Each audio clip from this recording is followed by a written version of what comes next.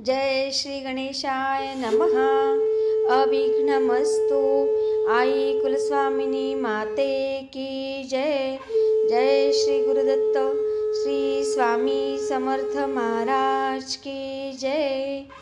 निशंक होई रे मना, निर्भय होई रे मना, प्रचंड स्वामी बळ पाठीशी, नित्य आहे रे मना, नित्य आहे रे मना।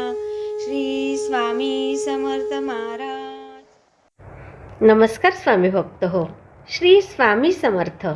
मी सुनीता राजपूत आपल्या स्वामीओम चॅनलमध्ये सगळ्यांचे स्वागत करत आहे। मागे सोनलताईंनी एक आपण व्हिडिओ टाकला होता सोनलताईंचा, त्या आज स्वामी प्रकट दिनापासून एक स्वामींच्या वेगवेगळ्या कथा आपल्याला सांगणार आहे। आणि हे आपल्याला कुठलेही ग्रंथ वाचायला जमत नाही, तर स्वामी राजा नावाचा जो ग्रंथ आहे त्याच्यातल्या कथा सोनलताई स्पेशल आपल्यासाठी घेऊन येत आहेत। तर कृपया ह्या कथा सगळ्यांनी ऐका आणि स्वामी राजा ग्रंथाचं पारायण केल्यासारखं होईल, याचा लाभ सगळ्यांनी घ्या। श्री स्वामी समर्थ, श्री स्वामी समर्थ। नमस्कार स्वामी भक्त हो, आज आपण ऐकणार आहोत श्री स्वामी राजा या ग्रंथातील प्रकरण 30. श्री स्वामी समर्थ। जय जय स्वामी समर्थ। ईश्वर लाभ ज्यांना झाला आहे त्यांना पक्के ठाऊक असते की ईश्वरच एकमात्र करता, बाकी सारे अकर्ते। ज्यांना चैतन्य प्राप्ती झाली आहे त्यांचं पाऊल कधीही वाकडं पडतच नाही। जे प्रबुद्ध झाले आहेत ते पापपुण्याच्या पलीकडे असतात। मंगळवेढ्याहून केवळ 12 वर्षांची एक बालमूर्ती अक्कलकोटला स्वामी अनुग्रहासाठी आली व 7 वर्षांच्या सेवेनंतर ह्या सीताराम बापूरावास स्वामी महाराजांचा कृपा प्रसाद लाभला। या तरुणाची दृष्टी विश्वाकार झाली। सहज समाधी स्थितीत ब्रह्मभावाने तो वावरू लागला व म्हणू लागला, ऐसे प्रसन्न श्री गुरुनाथ, जेने मस्तकी ठेविला हात, जे जे चिंतित होतो गुज, ते प्रत्यक्ष मज दाविले। तो परत मंगळवेढ्यास गेला। त्याने लौकिक संसार केला नाही, पैसा कमावला नाही, कुठे मठमहंतीही केली नाही, शिष्य परिवारही नाही। लोक त्याला वेडा सीताराम म्हणत। कुणी त्याला काठीने मारले तरी तो म्हणायचा, ईश्वरच मला मारतो आहे। झालेल्या जखमेला कुणी मलमपट्टी केली तरी तो त्याच्या ठिकाणी ईश्वर रूपच पाहायचा। समर्थांच्या अपार कृपेने सीताराम आनंद सम्राट झाला होता। तुकाराम महाराजांच्या शब्दात सांगायचे झाले तर, अग्निकर्पुराच्या मेळी काय उरली काजळी, तुका म्हणे होती तुझी माझी एक ज्योती।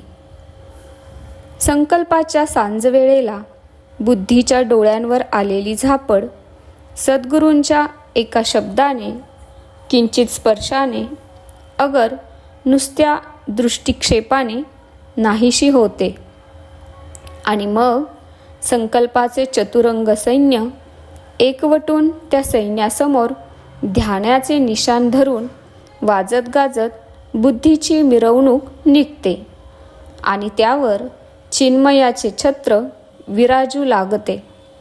चिन्मयाच्या छत्राने विलासणाऱ्या या बुद्धीची मग आत्मानुभव राज्याच्या सिंहासनावर अभिषेकासह प्रतिष्ठापना होते। या सीताराम बापूंप्रमाणेच वृत्तीशून्य झालेले कृष्णानंद तीर्थ हेही श्री स्वामी समर्थांचेच शिष्य होते। ते कुंभार गल्लीत राहत असल्याने त्यांना कुणी कुंभार स्वामी असेही म्हणत। हे नृसिंहवाडीला गेले तेव्हा त्यांना दत्तदर्शन झाले होते. मनोगत ओळखे मुंगियेचे, अशी त्यांची ऋतुंभरा प्रज्ञा होती. जसे मातीत अव्यक्त असणाऱ्या विविध आकाराच्या गाडग्या मडक्यांची गर्भधारणा प्रथम कुंभाराच्या मातीत होते व नंतर ती गाडगी मडकी पणत्या खुजे लोकांना दिसतात. तद्वतच भूत भविष्याचा मृत्तिकेत अव्यक्त स्वरूपात असणाऱ्या विविध कर्मफलांची जाणीव प्रथम कृष्णानंद सरस्वतींच्या ऋतुभरा प्रज्ञेत होत असे व मग त्याची फळे लोकांना दिसत. वृत्तीशून्य सीताराम, दत्तस्वरूप कृष्णानंद सरस्वती हे दोनच शिष्य नव्हेत, तर असे बरेचसे शिष्य त्यांच्या त्यांच्या अधिकारानुरूप श्री स्वामी समर्थांनी निजज्योती आत्मस्वरूप केले होते. अखंडपणे माणसांनी वेढलेले व त्यांची दुःखे संकटे दूर करणारे हे स्वामी समर्थ सागराप्रमाणे होते. कितीही मुसळधार पाऊस पडला तरी त्याचा परिणाम सागरावर होत नाही. तसे कितीही जनसंवर्ध लोटला तरी समर्थांच्या अंतरात जराही लगबग होत नसे. ते नेहमी म्हणत, समुद्र अथांग भरलेला आहे, ज्याला नेववेल तितके त्याने न्यावे. प्रत्यक्ष दत्त अवतार असलेले स्वामी महाराज वृत्तीशून्य तर होतेच, पण योगेश्वरही होते. याचा प्रत्यय ठायी ठायी दिसायचा. एकदा इंदूरचे महाराज श्रीमंत तुकोजीराव होळकर स्वामी समर्थ महाराजांच्या दर्शनासाठी अक्कलकोटला आले होते. तेव्हा समर्थांची स्वारी अण्णा कर्नाळकरांच्या घराच्या पिछाडीस असलेल्या विहिरीजवळ एका वडाच्या झाडाखाली बसली होती. तुकोजी होळकर तेथे गेले. त्यांना पाहताच स्वामींनी विचारले, तुम्हारे यहाँ आम का पेड़ है क्या? हा प्रश्न ऐकताच श्रीमंत होळकरांना आश्चर्य वाटले. मी कोण, कुठला हे विचारण्यापूर्वीच त्यांनी मला असा प्रश्न का टाकला? ते चटकन म्हणाले, जी हां, एक नहीं बल्कि दो है. तुकोजीरावांना वाटले, या महापुरुषाचे दर्शन मला यापूर्वी झाले आहे. केव्हा बरे? आणि चटकन त्यांना आठवले, पूर्वी अबूच्या पहाडात ज्यांनी मला दर्शन दिले ते हेच स्वामी आहेत. पण दुसऱ्या क्षणी त्यांना वाटले, कृपादृष्टी ती असली तरी तेव्हा हा देह नव्हता. ते तेव्हा बहुधा वेगळ्याच देहात वावरत होते. कार्याला अनुसरून असे अनेक देह एका वेळी धारण करणे ही गोष्ट योग संप्रदायात सहज समजली जाते. भौतिक परमाणूंच्या रासायनिक रूपांतरापेक्षा सजीव पेशीत समर्थांनी घडवून आणलेले हे रूपांतर म्हणजे भारतीय योगविद्येच्या अद्भुत सामर्थ्याचा कोहिनूर आहे, यात तिळमात्र शंका नाही. आतापर्यंत विद्याश्री, राजश्री आणि सौंदर्यश्री या तिघांनी समर्थांच्या सामर्थ्याचा जणू कानोसा घेण्याचा प्रयत्न केला. विष्णुबुवांचे रूप घेऊन विद्यादेवी आली, पण परास्त झाली. मालोजीरावांचे रूप घेऊन राज्यश्री आली, पण हतबल झाली. आता प्रश्न होता सौंदर्यश्रीचा. राधेचे रूप घेऊन आलेल्या सौंदर्य लहरीला समर्थांच्या सौंदर्य सागरात विलीन व्हावे लागले. त्याचे असे झाले की रूपगर्विता राधा हिने स्वामी समर्थांची कीर्ती ऐकली. त्यांची आकर्षक देहयष्टी, त्यांचे वैराग्य, लोकांना आकर्षून घेण्याची स्निग्ध व पवित्र नजर. तिला वाटले आपण ते रूप डोळा भरून पाहावे. झटकन तिच्या मनात गर्विष्ठ विचार आला. माझ्यासारखी सौंदर्यवती आपणहून जवळ गेली तर त्यांचे वैराग्य कितपत टिकते. अहो, तपस्वी विश्वामित्राला सुद्धा कामवासनेने घेरले, तर या सामान्यांची काय बिशाद. ती अज्ञानामुळे स्वामी महाराजांना सामान्य समजत होती. स्वामी समर्थांना तिने अदबीने प्रणाम केला व हेतुपुरस्पर ती महाराजांच्या निकट जाऊन बसली. नेमका हाच क्षण जणू तिच्या परिवर्तनाचा होता. त्यांच्या अंगावरून येणारी हलकीशी हवेची झुळूक गंध सुगंध उधळीत आली. त्या दैवी परिमलाने राधा अंगोपांग मोहरली. ती कशासाठी आली आहे हेच जणू विसरली. तिचे मन भावभक्तीने भरून आले. स्वामींची कामवासना उद्दीप्त करण्याच्या हेतूने आलेली ती रूपवती, पण तिला जाणवू लागले की आपलीच वासना नष्ट होते आहे. तिचे पार्थिव सौंदर्य अपार्थिव सौंदर्यापुढे विनम्र झाले होते. तिला वाटत होते, अरे, अशा दिव्य उदात्त पुरुषांच्या वैराग्यांबद्दल मी कसा संशय घेतला. माझा धिक्कार असो.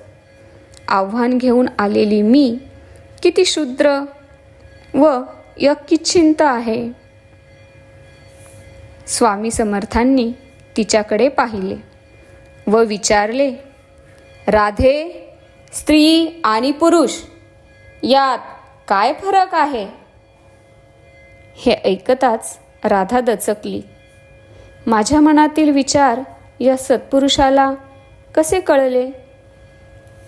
पुन्हा तोच प्रश्न ऐकताच ती म्हणाली, महाराज, भेद तर आहेच, म्हणून तर बाई आणि पुरुष वेगळे ओळखले जातात.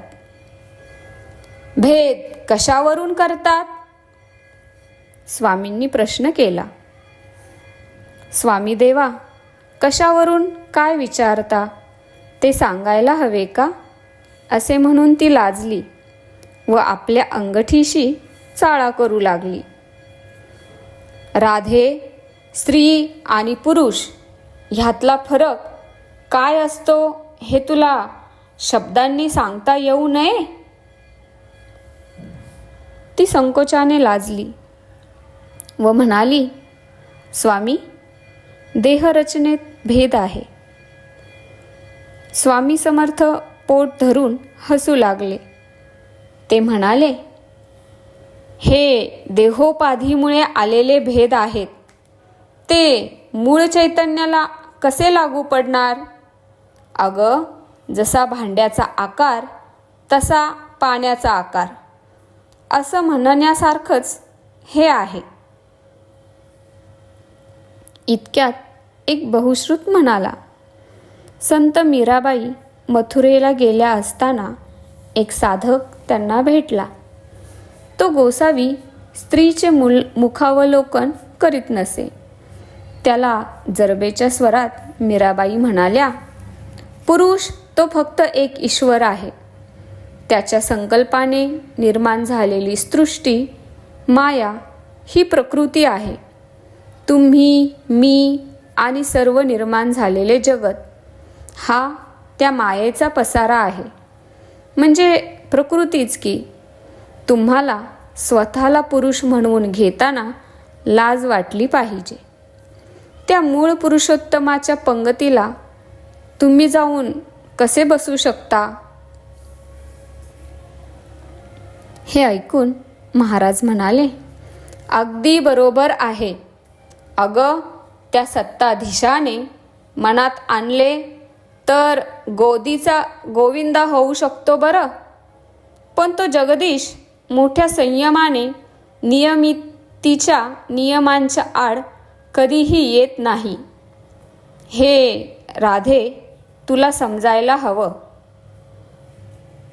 भक्तांना सुज्ञांना जाणवले की महाराज स्वतः जगदीश आहेत. राधेने हळूच वर पाहिले. महाराजांच्या देहसौंदर्याबरोबर तिला त्यांचे आंतरिक सौंदर्य अधिक जाणवले व ती मनाने समर्थांच्या सौंदर्यसागरात विलीन होऊन गेली. समर्थांच्या नुसत्या दृष्टिक्षेपात अगर नुसत्या हुंकाराने उद्धरून जाणारे बरेच असले तरी सातत्याने सहवास लाभूनसुद्धा पुन्हा पुन्हा मूळ प्रवृत्ती वर उसळणारे सुद्धा होतेच. आता या चोळप्पांचेच पाहना. महाराजांनी प्रथम अक्कलकोटला आल्यावर चोळप्पाच्या घरी मुक्काम ठोकला, पण तेथे त्यांनी अनन्वित खेळही केले.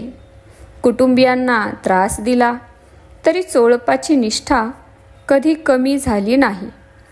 तो सातत्याने समर्थ सानिध्य सावलीसारखा वावरत होता.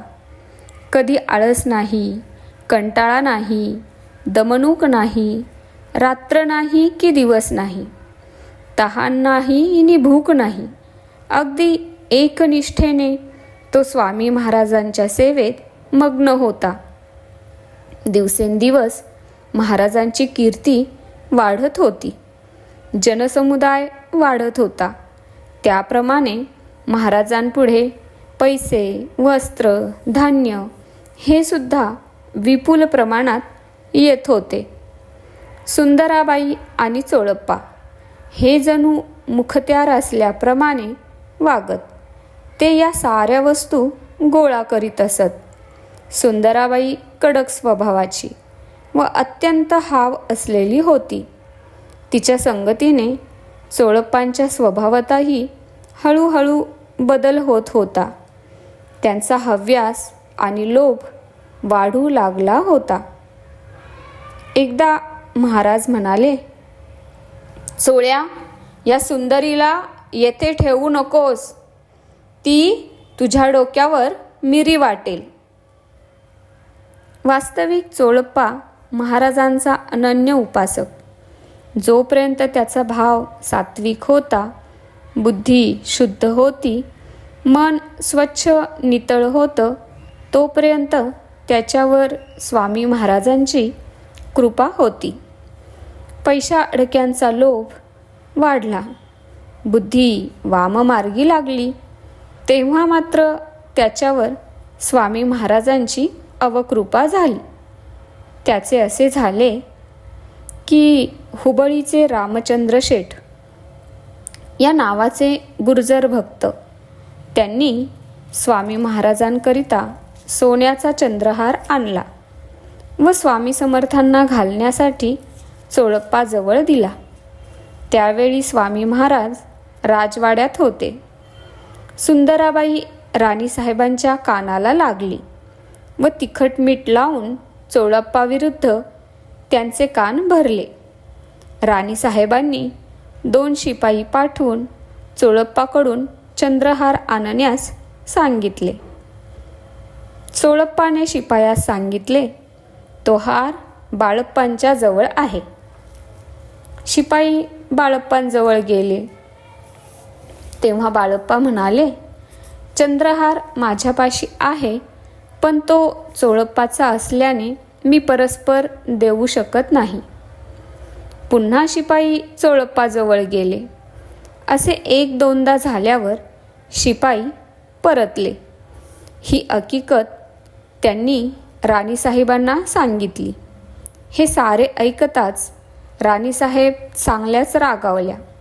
चोळप्पा चढेल झाला आहे, त्याला आता स्वामी समर्थांपासून दूर केले पाहिजे असे त्यांनी ठरविले.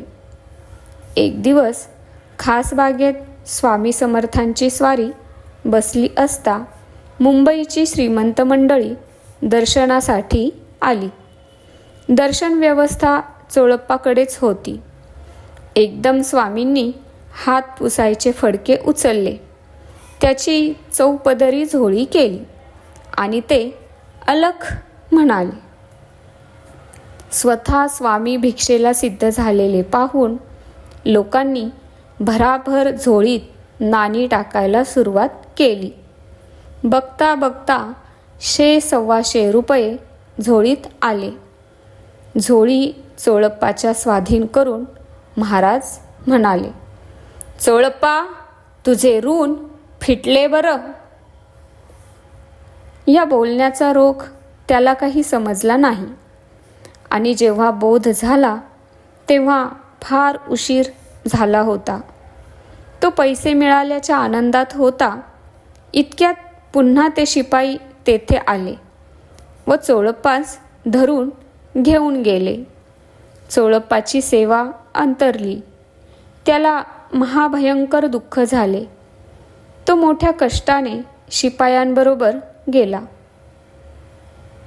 पुढे त्याला स्वामी समर्थ दर्शनाची अनुज्ञा मिळाली, पण त्याचे निकटत्व संपले.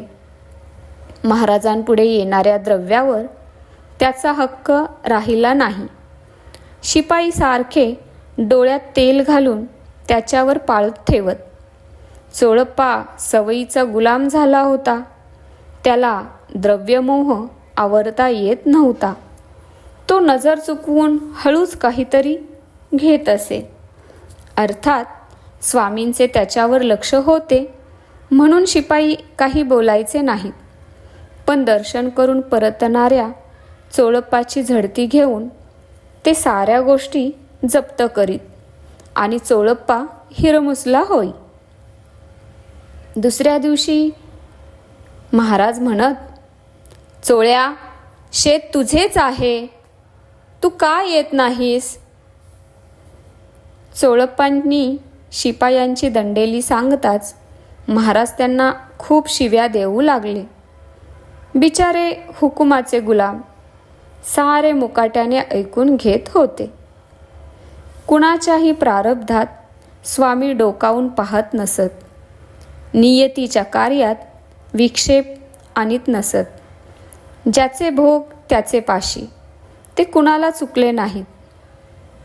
वास्तविक अगदी दरिद्री असलेल्या चोळप्पांना महाराजांच्या सेवेत 12 वर्ष राहून चांगली श्रीमंती आली. श्रींच्या कृपेने त्याला उत्तम संतती झाली. त्यांना मुलगा झाला. हा कृष्णप्पा मठात राहून स्वामींची सेवा करू लागला होता. कृष्णप्पा म्हणजे चोळप्पा महाराजांचाच मुलगा. पण कुबुद्धीने ग्रासलेल्या, द्रव्यलोभ बळावलेल्या चोळप्पांना शांती मिळत नव्हती. त्यांचा अंतकाळ जवळ आला होता. स्वामी समर्थ तेव्हा त्यांच्यापासून अर्ध्या कोसावर होते, पण त्यांनी त्याला दर्शन दिले नाही. दर्शनासाठी तळमळणाऱ्या चोळप्पास पाहून बाळप्पांचे मन द्रवले. त्यांना चोळप्पांची दया आली. पण महाराजांना सांगणार कोण? महाराजांचे चरणतीर्थही मोठ्या मिनतवारीने त्यांनी मिळविले व ते सेवेकऱ्यांबरोबर चोळप्पास पाठविले. त्याचा शेवटचा श्वास तरी या चरणतीर्थाने पुलकित व्हाला. विनायासासच त्याने जगाचा निरोप घेतला. त्याच्या मुखी शेवटी शब्दब्रह्म साकारले. ते असे की, स्वामी आता कृपा करा, तीर्थ देऊनी उद्धरा. बापा लळा पुरविला, दिले तीर्थ प्रसादाला. अशा प्रकारे चोळप्पांचा अंत झाला. स्वामी समर्थ आता सारखे सुंदराबाईलाही हटकू लागले. अगं, मी तुला सारखा सांगतो, ब्रह्मद्वेष घेऊ नकोस. चोळप्पा गेला, आता बाळप्पा सापडला का?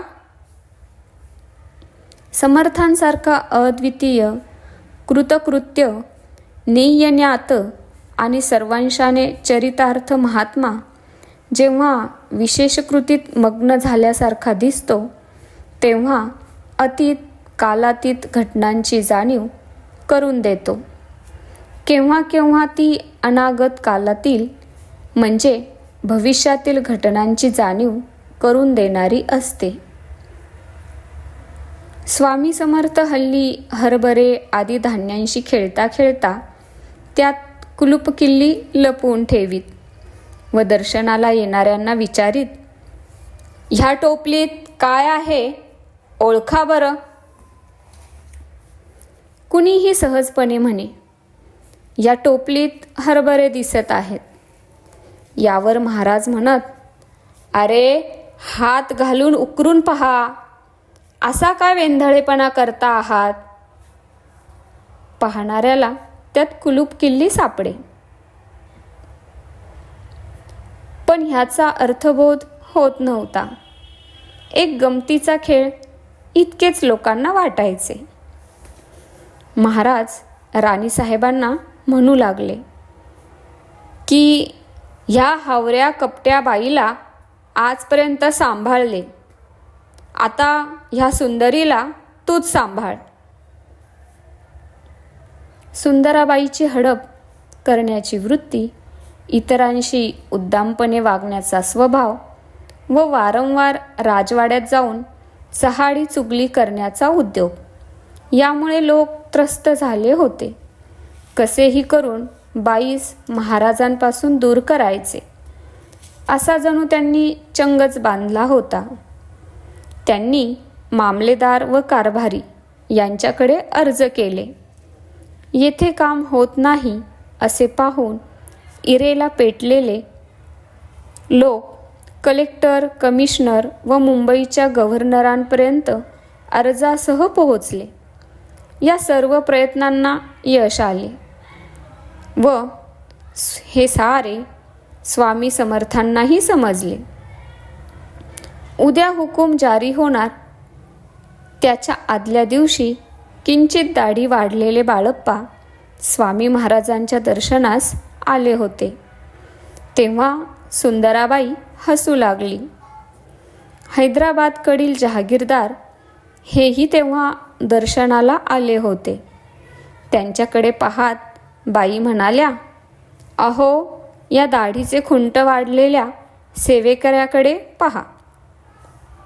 बाळप्पा ओशाळले, पण महाराज हसू लागले. बाईला वाटले माझ्या बोलण्याने महाराज खुश झाले आहेत. ती म्हणाली, स्वामी महाराज, अहो या बाळप्पाचे तोंड नीट पहा, कशी दाढी वाढली आहे, काय तो अवतार. महाराज अधिकाधिक हसू लागले. सुंदराबाईस आनंद झाला. तिला वाटले बरे झाले, बाळप्पाची चांगली फजिती झाली. पण या सामान्य बाईला कुठे माहीत होते की महाराजांना भविष्य काळाचे ज्ञान आहे. उद्या याच वेळेस आपली फजिती होणार आहे आणि हेच लोक टकमका आपल्या तोंडाकडे पाहणार आहेत. तोंड कुठे लपवू अशी आपली केविलवाणी अवस्था होणार आहे. झाले. दुसऱ्या दिवशी महाराज ओंडकरांच्या वाड्यात बसले होते. सुंदराबाई स्वामींच्या उशाशी होती. एक फौजदार 3-4 शिपायांसह तेथे आले व सरकारी हुकूम दाखवून म्हणाले, आजपर्यंत मान मराताबाने वागविले, पण हा सरकारी हुकूम पहा. सुंदराबाई, आता तुम्ही येथून निघून जा. स्वामी समर्थांच्या सेवेसाठी पंचांनी अन्य 3 सेवेकऱ्यांची नेमणूक केली आहे. हे ऐकताच बाई आक्रस्ताळेपणा करू लागली, रडू लागली आणि जमिनीवर डोके आपटू लागली. महाराज मात्र शांतपणे हे सारे पाहत होते. फौजदार पुन्हा रागावून म्हणाला, असा आताताईपणा केला तर एकदम उचलून पिंजऱ्यात ठेवले जाईल. तेव्हा सुंदराबाई मुकाट्याने येथून उठून चालत्या व्हा. सुंदराबाई उठली आणि म्हणाली, स्वामी समर्थ, तुम्ही तरी काही सांगा हो. असे म्हणून ती स्वामींकडे गयावया करू लागली. आपल्याच कर्माचे फळ तिला भोगावे लागते आहे हे जाणून श्री समर्थांची स्वारी स्वस्थ बसली होती. काल याच वेळी बाळप्पांचे तोंड पहा म्हणून त्यांच्यावर कुत्सितपणे हसणारी ही बाई आज आपले काळवंडलेले तोंड लपवून तेथून निघाली. तिने ज्या ज्या घरात हडप केलेला माल ठेवला होता, धान्य, लुगडी, तेल, अगदी छाटी जोडेसुद्धा, त्या त्या घरातील माल जप्त करून कुलुपे ठोकण्यात आली. निकटवर्तीयांना मनोमनी जाणवले की म्हणूनच स्वामी समर्थांची स्वारी धान्यात कुलूप किल्ली लपविण्याचा खेळ खेळत होती. जाता जाता विव्हळ स्वरात सुंदराबाई म्हणत होती, स्वामी राया, आता केव्हा हो भेटसी आपुल्या कन्येसी प्रेमयुक्त. नानापरी खेळ करुणी दाविले, नाही उमजले कोणा लागी. आता हेची करा जीवीचा हो हेत, दर्शन यथार्थ नित्य द्यावे. स्वामी भक्त हो, अशा प्रकारे ही कथा इथे समाप्त झाली आहे. श्री स्वामी समर्थ. जय जय स्वामी समर्थ. धन्यवाद. श्री स्वामी समर्थ. श्री स्वामी समर्थ. श्री स्वामी समर्थ. श्री